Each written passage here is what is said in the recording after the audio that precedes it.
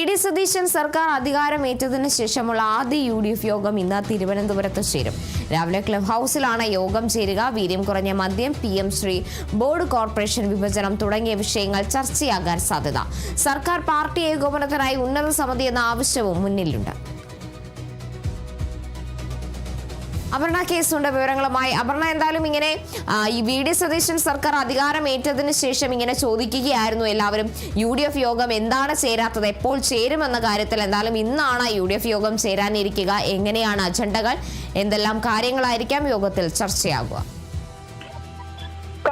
ഭരണത്തിലെത്തിയ ശേഷമുള്ള യു.ഡി.എഫിന്റെ വിപുലമായ ആദ്യ യോഗമാണ് ഇന്ന് രാവിലെ ക്ലിഫ് ഹൌസിൽ ചേരുക. ബോർഡ് കോർപ്പറേഷൻ പുനഃസംഘടനയാകും പ്രധാന ചർച്ചാ വിഷയമെങ്കിലും കൂടാതെ മദ്യനയം, പി.എം.ശ്രീ കൂടെ തുടങ്ങിയ വിഷയങ്ങളും ചർച്ചയാകാനുള്ള സാധ്യതകളുണ്ട്. കാരണം ഇതിലൊക്കെ തന്നെ ഈ ഘടകകക്ഷികൾക്ക് അടക്കം അതൃപ്തിയും വിയോജിപ്പും ഒക്കെ ഉണ്ട്. അത് ഇന്ന് ഈ യു.ഡി.എഫ് യോഗത്തിൽ വ്യക്തമായി തന്നെ അവതരിപ്പിക്കാനാണ് സാധ്യത.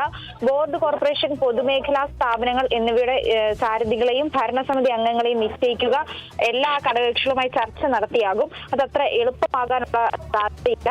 അത് എല്ലാ പ്രാതിനിധ്യമുള്ള സബ് കമ്മിറ്റി രൂപീകരിച്ച് ചുമതല ഏൽപ്പിക്കുകയോ ഘടകകക്ഷികളുമായി യു.ഡി.എഫ് ചെയർമാനും കൺവീനറും ചർച്ച നടത്തുകയൊക്കെ ആയിരിക്കും ചെയ്യുക. അത് സംബന്ധിച്ചും ഈ യു.ഡി.എഫ് യോഗത്തിന് ശേഷമായിരിക്കും ഒരു വ്യക്തത ഉണ്ടാവുക. 150-നും 200-നും ഇടയിലുള്ള സ്ഥാപനങ്ങളിലേക്കാണ് പുനഃസംഘടന നടക്കേണ്ടതുള്ളത്. തീരുമാനങ്ങൾ അനുസരിച്ച് തന്നെ പങ്കുവയ്ക്കൽ നടക്കണമെന്നാണ് യു.ഡി.എഫ് നിബന്ധനയിലുള്ളത്. എന്തായാലും പി.എം.ശ്രീ അടക്കമുള്ള വിഷയം എന്താകും യു.ഡി.എഫിന്റെ ഒരു തീരുമാനം അല്ലെങ്കിൽ ഒരു നയം എന്നുള്ളത് ഇന്ന് യോഗത്തിന് ശേഷമായിരിക്കും പുറത്തു വരിക. ഇത് പല യോഗം ചേരുന്നില്ല എന്നുള്ള കാര്യത്തിൽ പല ഭാഗത്തു നിന്നും അല്ലെങ്കിൽ വിമർശനങ്ങളൊക്കെ ഉയർന്നിരുന്നു. ആ സ്ഥലത്തൊക്കെ പറഞ്ഞത് ഇത്തരത്തിൽ യു.ഡി.എഫ് യോഗം വിളിക്കേണ്ടത് വി.ഡി. സതീശനാണ്. അപ്പോൾ അദ്ദേഹത്തിന്റെ സമയക്കുറവുകൾ മൂലമാണ് യു.ഡി.എഫ് യോഗം വിളിക്കാൻ താമസിച്ചത്. അതുടൻ ഉണ്ടാകുമെന്ന് പറഞ്ഞിരുന്നു. അങ്ങനെ ഇന്നത്തേക്ക് നിശ്ചയിച്ചിരിക്കുന്നത്. എന്തായാലും 11 മണിക്കാണ് യോഗം ആരംഭിക്കുക.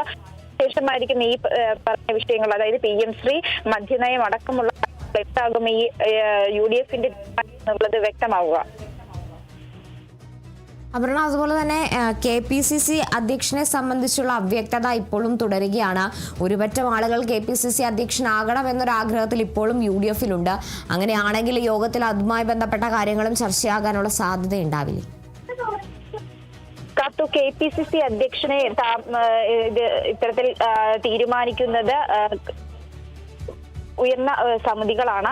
അവരുടെ, അതായത് ഈ മല്ലികാർജ്ജുൻ ഖാർഗെ, രാഹുൽ ഗാന്ധി അടക്കമുള്ള നേതാക്കൾ, മുതിർന്ന നേതാക്കളുടെ അടക്കം അഭിപ്രായത്തിൽ നിന്നാണ് ഇത്തരത്തിൽ കെ.പി.സി.സി അധ്യക്ഷനെ ആര് തീരുമാനിക്കും എന്ന കാര്യത്തിൽ ഒരു തീരുമാനം ഉണ്ടാകുക. യു.ഡി.എഫ് യോഗത്തിൽ അത് എത്രമാത്രം ചർച്ചയ്ക്ക് വരുമെന്നുള്ള കാര്യത്തിൽ സംശയമുണ്ട്. എന്നിരുന്നാൽ കൂടി അഭിപ്രായം പറയാനുള്ള ഒരു അതുകൊണ്ട് തന്നെ അതും ചർച്ച വരാനുള്ള സാധ്യതകൾ നമുക്ക് തള്ളിക്കളയാൻ സാധിക്കില്ല. എന്തായാലും പ്രധാനമായി ഈ ബോർഡ് വിഭജനം, കോർപ്പറേഷൻ ബോർഡ് വിഭജനങ്ങൾ അടക്കമുള്ള കാര്യങ്ങളാവും ഇന്നത്തെ യോഗത്തിൽ ചർച്ചയാവുക.